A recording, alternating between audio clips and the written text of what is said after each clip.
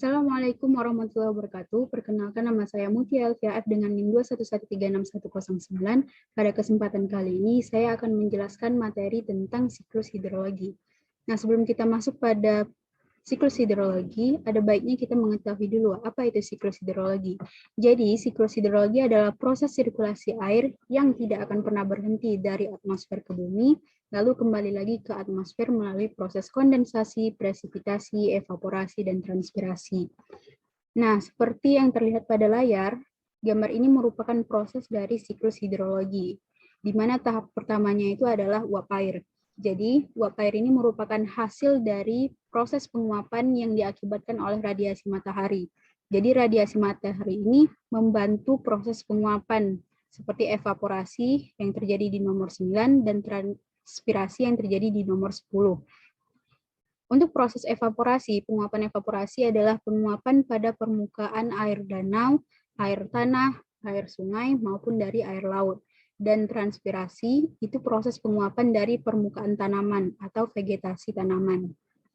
Dalam ketinggian tertentu, uap air ini nantinya akan terkondensasi menjadi awan. Dan awan ini akan berubah lagi menjadi presipitasi, atau tahap mencairnya awan karena tidak mampu menahan suhu yang kian lama kian meningkat.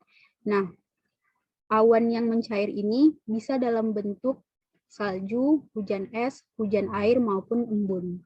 Nah, ketika air hujan yang turun mencapai tanah, itu akan terjadi dua kemungkinan, yaitu air yang mengalir di atas permukaan tanah maupun air yang berhasil menembus permukaan tanah. Nah, untuk yang di nomor 3 ini merupakan air yang mengalir di atas permukaan tanah. Itu disebut juga dengan overland flow, yang kemudian akan terkumpul di suatu saluran. Nah, aliran ini disebut dengan surface runoff. Air yang mengalir itu pada suatu situasi dan kondisi tertentu akan mencapai danau, sungai, laut. Nah, itu akan menjadi depression storage atau simpanan air yang disebabkan oleh cekungan. Saluran dan sebagainya mencari tempat yang lebih rendah. Nah, untuk air yang berhasil menembus permukaan tanah, seperti yang terlihat di nomor 4 ini, itu disebut juga dengan proses infiltrasi, di mana hasil dari proses infiltrasi ini sebagian mengalir menjadi aliran air di bawah permukaan tanah, atau yang disebut dengan subsurface. Nah, sebagian lagi akan membasahi tanah. Untuk air yang menjadi bagian dari tanah dan berada dalam pori-pori tanah, itu disebut dengan air soil. Apabila kapasitas kebasahan tanah ini terlampaui, maka kelebihan airnya itu akan berperkolasi, mengalir vertikal menjadi air tanah. Itu yang disebut dengan akuifer. Nah, pada situasi tertentu, nantinya akuifer ini akan mengalir kembali ke air laut. Dan setelah kembali ke air laut, itu akan terjadi lagi proses uap air oleh radiasi matahari. Begitu seterusnya, sampai kembali lagi ke air laut, sungai, maupun danau. Selanjutnya kita masuk pada pembahasan unsur-unsur cuaca dan iklim. Jadi apa itu cuaca dan iklim? Cuaca adalah keadaan udara pada saat tertentu dan wilayah tertentu, di mana cakupan wilayahnya itu relatif sempit dengan jangka waktu yang singkat. Sedangkan iklim adalah keadaan rata-rata cuaca di suatu wilayah yang luas dalam jangka waktu yang lama, minimal itu 30 tahun. Iklim di suatu tempat itu dipengaruhi oleh lintang, lereng, ketinggian, serta seberapa jauh jarak tempat tersebut dari perairan dan juga keadaan lautnya. Cuaca dan iklim ini memiliki unsur-unsur yang sama, yaitu ada matahari sebagai sumber energi, radiasi matahari, temperatur, penguapan, tekanan tinggi ke tekanan rendah, angin, kelembapan udara, kemudian hujan. Selanjutnya kita akan membahas satu persatu dari unsur-unsur cuaca dan iklim. Yang pertama itu ada temperatur atau suhu udara. Jadi temperatur atau suhu udara itu adalah derajat panas atau dingin udara dari aktivitas molekul dalam atmosfer. Suhu itu terjadi karena adanya dampak dari radiasi matahari yang diterima oleh bumi. Nah, jadi pada siang hari itu matahari akan diserap oleh air sehingga suhunya menjadi tinggi dan tekanannya rendah. Perbedaan inilah yang mengakibatkan angin laut itu bergerak dari lautan ke arah darat. Sedangkan pada malam hari, udara panas tersebut akan dilepas sehingga menyebabkan suhunya lebih rendah dan tekanannya akan tinggi, yang dimana itu mengakibatkan angin bertiup dari arah daratan ke arah lautan. Kemudian ada tekanan udara. Tekanan udara ini adalah suatu gaya yang timbul akibat adanya berat dari lapisan udara.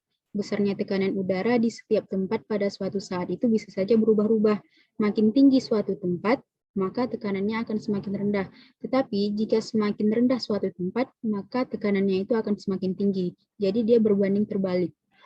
Hal ini disebabkan karena makin berkurangnya udara yang menekan. Kemudian selanjutnya ada angin. Angin ini adalah udara yang bergerak dari daerah yang bertekanan tinggi ke daerah yang bertekanan rendah. Nah, hal ini disebabkan dari pengaruh ketidakseimbangan pemanasan sinar matahari terhadap tempat yang berbeda di permukaan bumi. Untuk mengukur angin, kita bisa menggunakan alat yang disebut dengan anemometer. Selanjutnya ada kelembapan udara. Jadi kelembapan udara itu adalah banyaknya uap air yang terkandung dalam massa udara pada saat dan tempat tertentu. Nah, setiap saat ada uap air yang masuk dan dilepas oleh atmosfer. Uap air inilah yang nantinya akan ditransfer ke udara melalui proses penguapan. Baik itu penguapan dari laut, penguapan dari sungai, danau, maupun penguapan dari air tanah. Yang itu disebabkan karena panas matahari. Alat ukur untuk kelembapan udara itu disebut dengan psychrometer atau hygrometer. Nah, kelembapan udara ini kan merupakan uap air ya, seperti yang sudah kita jelaskan sebelumnya pada siklus hidrologi. Nantinya uap air ini akan mengalami kondensasi, membentuk awan. Nah, awan ini nantinya akan mengalami presipitasi, di mana hujan itu akan turun ke bumi. Kemudian terjadilah proses hidrologi. Baiklah, itulah unsur-unsur dari cuaca dan iklim serta penjelasan sebelumnya yaitu siklus hidrologi. Apabila ada kesalahan kata dan kesalahan informasi, saya minta maaf. Wabillahi taufiq wal hidayah. Assalamualaikum warahmatullahi wabarakatuh.